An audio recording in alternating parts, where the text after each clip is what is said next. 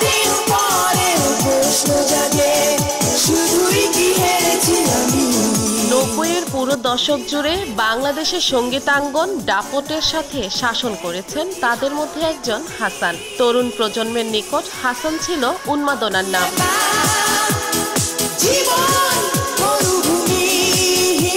1974 সালের 19 এপ্রিল ঢাকায় জন্মগ্রহণ করেন তিনি। 90 দশকে তরুণদের এক রকম আইকনে পরিণত হন এই শিল্পী। 200-এরও বেশি ব্যান্ড গান গেয়েছেন তিনি। হাসান বাংলাদেশের জনপ্রিয় ব্যান্ড দল আর্কের লিড ভোকালিস্ট ছিলেন। পরে আর্ক থেকে বেরিয়ে গঠন করেন জন্মভূমি। এরপর ক্রমেই জনপ্রিয় হয়ে ওঠেন তিনি ও তার ব্যান্ড।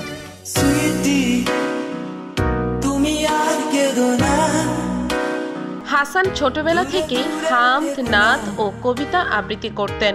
কবি হিসেবেও পরিচিত মহলে খ্যাত ছিলেন। করতেন অভিনয়ও। বড় বোন হোসনা আফরোজ রেডিও ও টিভিতে নাটক করতেন। তার সঙ্গে যেতেন শুটিংয়ে। সেখান থেকে ঝুঁকে পড়েন সংস্কৃতির অঙ্গনে।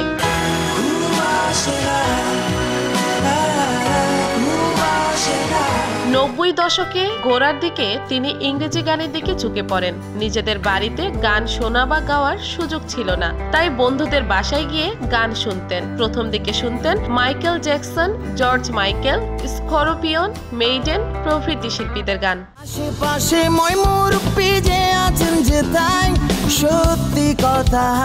তার মোট গানের সংখ্যা 200-এরও বেশি। তিনি 1993 সালে ব্যান্ড দল আর্কে ভোকালিস্ট হিসেবে যোগ দেন এবং ব্যান্ড থাকা অবস্থায় জনপ্রিয়তা অর্জন করেন। আমি তো বলতে পারি যদি হতাম সম্রাট শাহজাহান। পরবর্তীতে 2002 সালে আর্ক ব্যান্ড ছেড়ে দিয়ে নতুন ব্যান্ড স্বাধীনতা গঠন করেন। 2004 সালে তিনি স্বাধীনতা নামের আরেকটি ব্যান্ড গঠন করেন।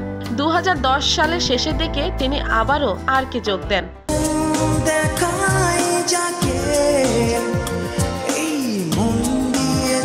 হাসানের সঙ্গীত জীবনের উত্থান আকস্মিক। একদিন বাংলাদেশের ব্যান্ড সঙ্গীতাঙ্গনে শ্রদ্ধাভাজন ব্যক্তিত্ব আশিকুজ্জামান টুলুর সাথে তার পরিচয় হয়। হাসানের গান শুনে তিনি মুগ্ধ হলেন এবং তাকে প্রস্তাব করলেন যে বিভিন্ন শিল্পীর কণ্ঠে ইংরেজি গানের সুরে বাংলা গানের একটা কমার্শিয়াল ক্যাসেট বের করা হবে, এর জন্য তাকে গান গাইতে হবে। হাসান প্রস্তাব মেনে নিয়ে গান গাইলেন, কিন্তু ক্যাসেটটি অপ্রত্যাশিতভাবে প্রচন্ড হিট হয়ে গেল। ক্যাসেটটির নাম ছিল কপিয়ার 2।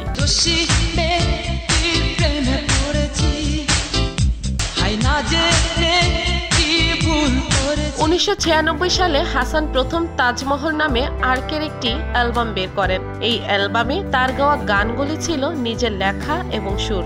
এই অ্যালবামটি সুপারহিট হওয়ার পর তিনি একজন ব্যান্ড সঙ্গীত শিল্পী হিসেবে পরিচিতি লাভ করেন। এটি ছিল কিছুটা পশ্চিমা ধাঁচের গাওয়া গান।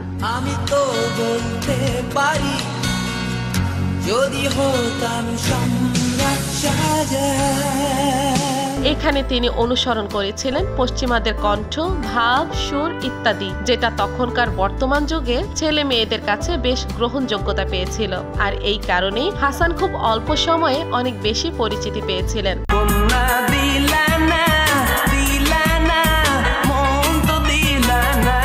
আর্কের অ্যালবাম তৈরির প্রায় 2 বছর পর 1998 সালে তার ব্যান্ড আর্ক জন্মভূমি নামে আরেকটি ক্যাসেট বের করলো। এই অ্যালবামটি সুপারহিট হয়। এটি তাজমহলের চেয়ে অনেক বেশি দর্শক জনপ্রিয়তা পেয়েছিল।